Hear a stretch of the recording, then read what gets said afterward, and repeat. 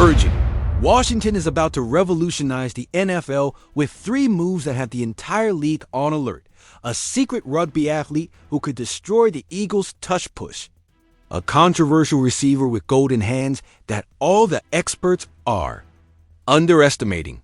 And the final bombshell, the potential trade for an all-pro tight end that would make our offense unstoppable. The window to win the Super Bowl is now. And these moves could be the difference between another year of frustration or eternal glory. This is exclusive, and only true Commanders fans will know. Subscribe now. Your division rivals don't want you to see this. While everyone was speculating about a possible trade for an elite pass rusher from Cincinnati, the Commanders' front office has surprised us with a move no one saw coming. And you know what? This could be much smarter than it seems at first. Glance. Adam Peters has just signed TJ Magaranyanga, a rugby player from Zimbabwe, through the NFL's international program. This 22-year-old athlete won't count against the roster limit, and apparently he was in talks with several teams. Before deciding on Washington, a rugby player? Seriously? I'm telling you this. There's method to this apparent madness. Think about it carefully. Dan Quinn revealed at the league meetings that he's obsessed with finding ways to counter the infamous tush push of the Eagles. And what better way to understand the dynamics of pushing and resistance than by bringing in someone experienced in rugby scrums, rucks, and mauls? The similarities between those plays and Philadelphia's push are obvious. Will Magaranyanga be the ultimate solution? Probably not. But sometimes you need fresh perspectives and different experiences to solve persistent problems. Now, I ask you, do you prefer the front office to explore creative options or stick to the conventional path? Because while everyone criticizes this signing, Quinn might be forming a defense that finally stops our fiercest rival. Of course, this doesn't mean we should forget about options like Hendrickson. An all-pro caliber pass rusher would instantly transform our defensive line. But those types of players cost valuable draft picks and million-dollar contracts. And after the trades for Samuel and Tunsil, our draft capital is already significantly reduced. Is it worth investing even more for Hendrickson when we might need those picks for other positions of need? I think it all depends on the price. If Cincinnati asks too much, it might be wiser to explore other options or trust in the development of our young talents. The question now is, are the Commanders really building to win now? Or is this Magaranyanga signing simply a low-risk experiment while they pursue more ambitious goals? The Commanders' front office is leaving no stone unturned in their search for talent for the draft. And this, ladies and gentlemen, could be the smartest move or the biggest blunder of the season. I just confirmed that Washington held a private workout with a wide receiver who dominated the Atlantic Coast Conference last season. This prospect led the ACC in receptions, yards, and touchdowns, earning All-American honors. Impressive, right? But here's the controversy. His physical tests have been, to say the least, disastrous. We're talking 40-yard dash times between 4.8 and 5.1 seconds. Unacceptable for an NFL receiver. And now all the analysts are questioning his explosiveness and speed. I'm telling you this, sometimes combine stats don't tell the whole story.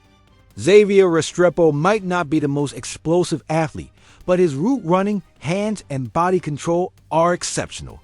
Remember players like Anquan Bolden or Jarvis Landry. They weren't the fastest, but their production on the field spoke for itself. Now I ask you, would you prefer a receiver with impressive combine numbers or one who consistently produces on the field when it matters most?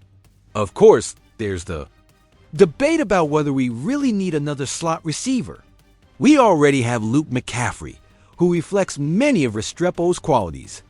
However, competition always improves performance, and you can never have too many weapons for our young quarterback. If Restrepo falls to the 3rd day of the draft, he could be one of those steals we all remember in a few years.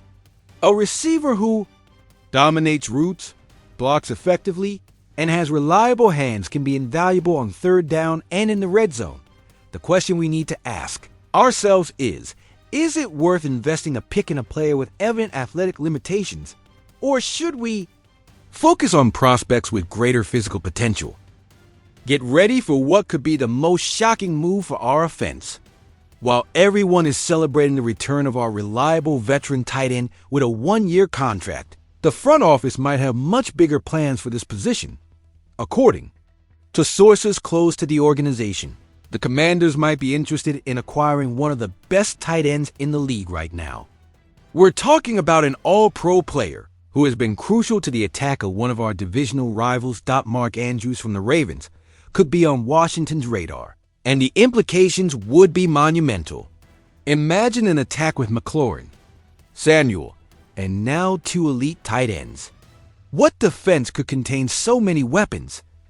I think this rumor makes strategic sense. Our quarterback showed excellent chemistry with his tight end last season. Ertz became his security blanket, especially on third down. Why not give him even more options in the middle of the field? Now I ask you, is it worth sacrificing more draft capital for another offensive weapon when we've already invested significantly in Samuel and Tunsil? The main obstacle is the price. After the trades for Samuel and Tunsil, we only have 5 draft picks left. Can we afford to lose even more? Plus, Andrews will be a free agent in 12 months. Maybe it makes more sense to wait and pursue him then, without sacrificing valuable picks. However, if the front office truly believes we are in our championship window, then stacking offensive talent around our young quarterback could be the right strategy.